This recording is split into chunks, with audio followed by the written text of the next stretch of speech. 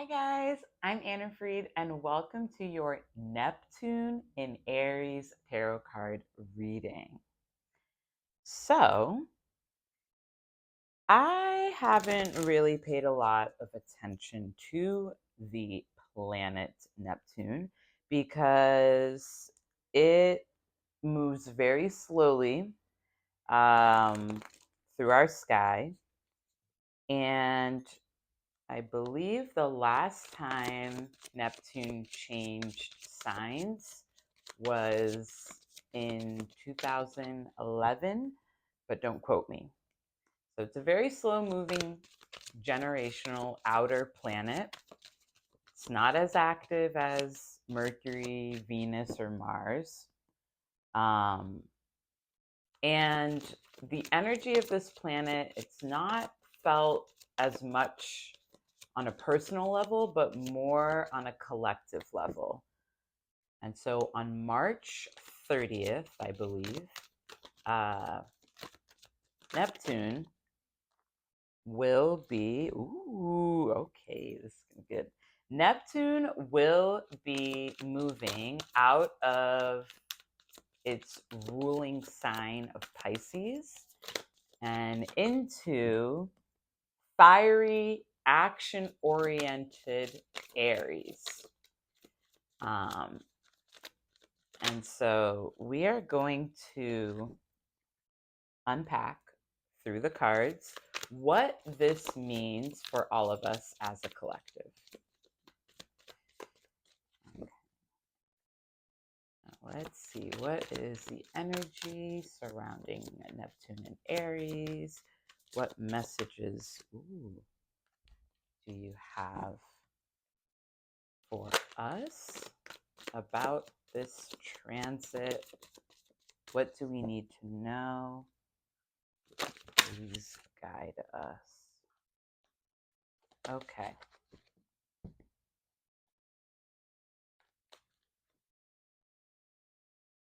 So the first card represents dreams awaiting their awakening. This card uncovers the visions, creative ideas, or dreams that are ready to be activated. What hidden dreams within yourself are waiting for the spark of your courage to awaken them to life? So, Neptune is the planet that rules over our dreams, not only our literal dreams that we have at night, but also what we dream of, our hopes, our desires, our aspirations. And while Neptune has been in the sign of Pisces, this often results in a lot of dreaming, but no action. So I want you guys to think of, and don't think small, think big. Think of a really big aspiration of yours that you have wanted to bring to life, but it is currently in the dreamlike state. Because most likely, that dream of yours, if you're ready, is going to turn into action when Neptune moves into Aries. So, this card represents what hidden dreams are waiting to be sparked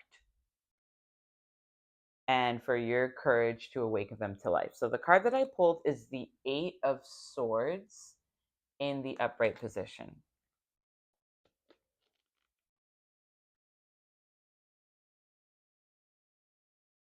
Okay.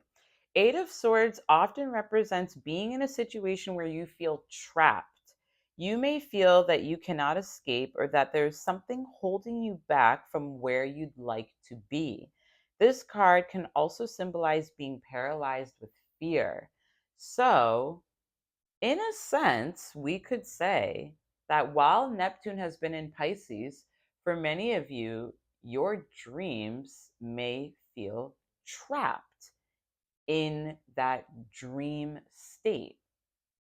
And so during this transit, those dreams, we're going to set them into action. All right.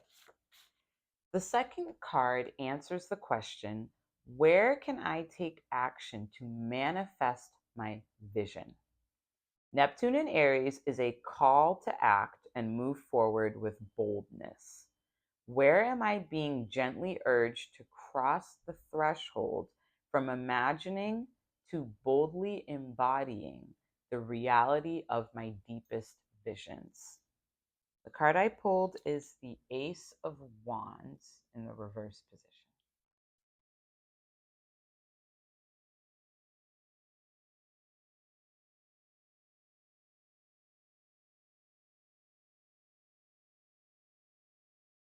Hmm, okay. Ace of Wands in reverse is associated with uncertainty, especially with regard to novel projects and goals. You may be unsure whether or not your venture will succeed. This card urges you to take your time and not rush into anything. Okay, so one of Neptune's traits is disillusionment. So, Neptune is a smoke and mirrors planet. Things typically don't always appear as they truly are under the influence of Neptune. And when Neptune moves into Aries, you may feel the urge to act on your hopes and your goals and your dreams right away. Aries is an impulsive sign. Aries is a go getter, a self starter. And this energy shift, it's going to feel very strong. What this card is advising you to do is, even with all of this excitement of, oh my gosh, like I finally feel like I can like move forward with my goals, like what I've been wanting to do for so long, I can finally put it into action. I have the energy, I have the motivation. This card is urging you to just slow down a little bit, take a breather, because Neptune is going to be in Aries for a very long time. The first segment, it will be in Aries from March 30th until October 22nd, I believe. And then I think it's going to retrograde back into Pisces. But then once it moves forward again, it will be in Aries until 2039. So you have time. You have a lot of time to utilize this Aries energy to move your goals forward. And this first dip into Aries, this is a preview of what's to come over the next couple of decades, or I guess technically like a little more than one decade. And so this card is asking you to try to temper that excitement and that impulsivity that Aries energy can bring just a little bit. Don't worry, you're going to have plenty of time and energy to push these goals forward. Okay. The third question, or the third card, represents building the dream with doing. The energy of Neptune is fluid and dreamy, while Aries pushes us to act decisively. How can you gracefully blend the ethereal whispers of your dreams with the fiery strength needed to bring them to life? And the card I pulled is the Nine of Swords in the upright position. The top of my head, I believe this is the anxiety card. But let's confirm. Nine of Swords signifies a deep, paralyzing terror or anxiety about a situation out of your control. This card symbolizes a preoccupation with gossip, which often leads to isolation and despair. This card may indicate dissatisfaction with home or work life. Okay. So,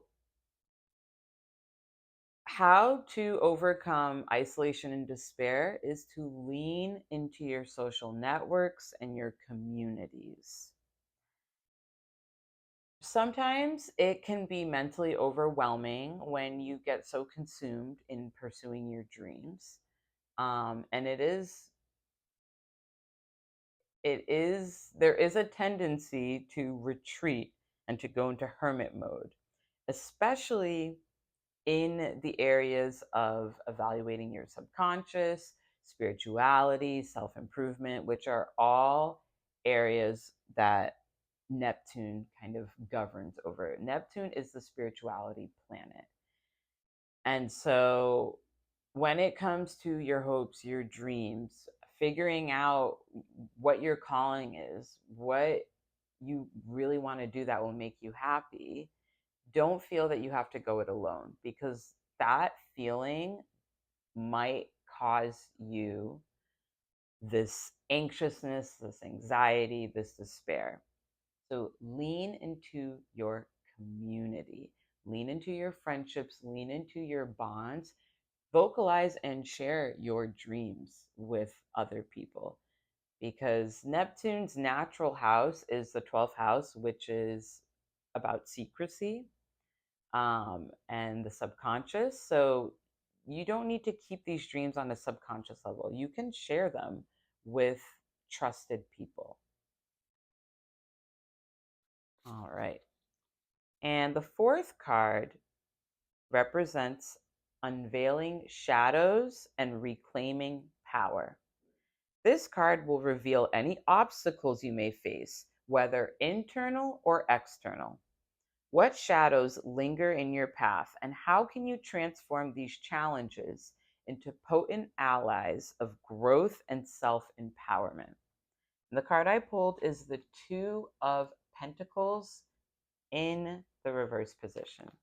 Remember, this card is representing what internal or external challenges you may face when it comes to putting your dreams into action.